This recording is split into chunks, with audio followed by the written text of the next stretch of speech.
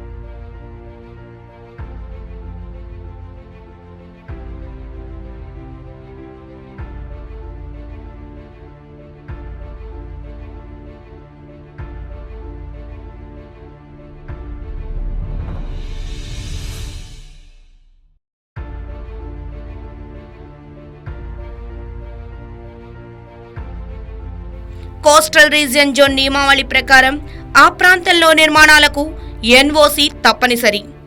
నిర్మాణ ప్రణాళిక విధిగా ఉండాలి. అవి లేకపోవడంతో జీవీఎంసీ అధికారులు ఆపేందుకు ఉత్సాహం చూపారు.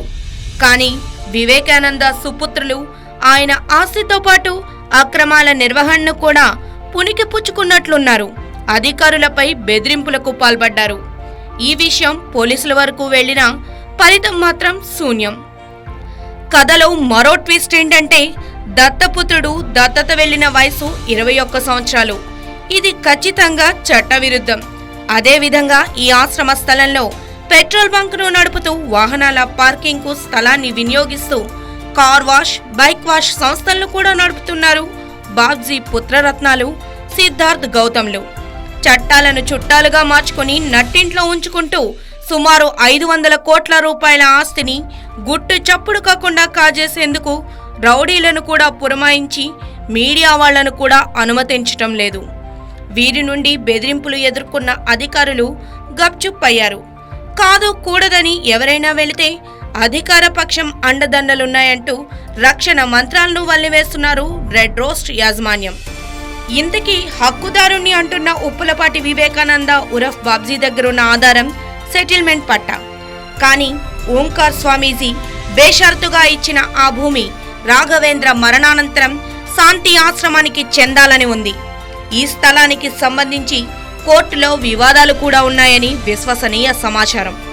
ఇంత జరుగుతున్నా ఆ స్థలం బయట గల బోర్డులు ఏమిటో ఓసారి మీరే చూడండి.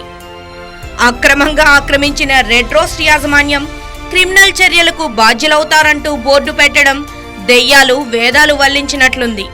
ఇటు అధికారులను అటు న్యాయస్థానాన్ని పక్కదోవ పట్టిస్తూ ఇంత విచ్చలవిడిగా వాణిజ్య కార్యకలాపాలు సాగిస్తున్న కబ్జాల కథ రచయిత ఉప్పలపాటి వివేకానంద సుపుత్రులు గౌతమ్ సిద్ధార్థులు రాజకీయ అండదండలతో అధికారులను బెదిరిస్తున్నారంటూ స్థానికులు గగ్గోలు పెడుతున్నారు. నగర నడిబొడ్డులో ఉన్న ఆశ్రమ స్థలాలనే ఆక్రమిస్తుంటే సామాన్య మానవుడి పరిస్థితి ఏంటని ప్రశ్నిస్తున్నాయి ప్రజా సంఘాలు.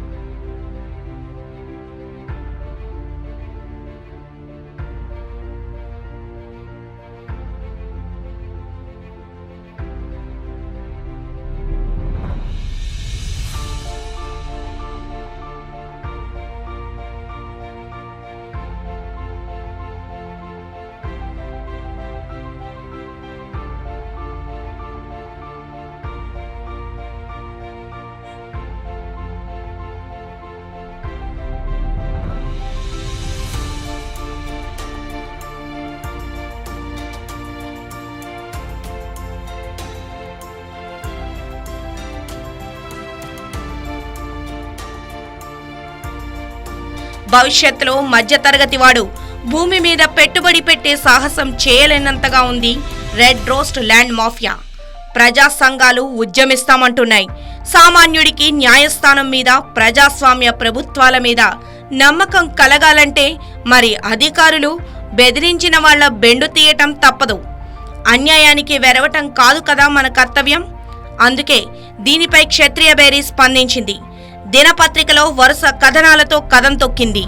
జీవీఎంసీ కమిషనర్ నుండి కలెక్టర్ వరకు, పోలీస్ కమిషనర్ నుండి స్థానిక పోలీస్ స్టేషన్ల వరకు ప్రతి ఒక్కరి దృష్టికి తీసుకెళ్లింది.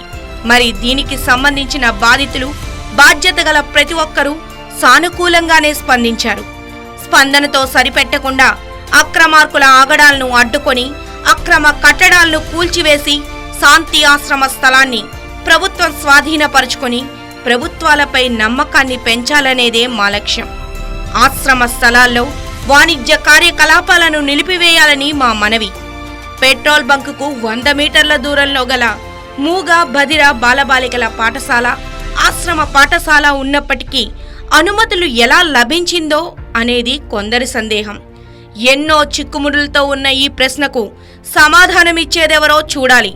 ఇదండి రెడ్ రోస్ట్ ల్యాండ్ కబ్జాలపై క్షత్రియ బేరీ స్పెషల్ ఫోకస్.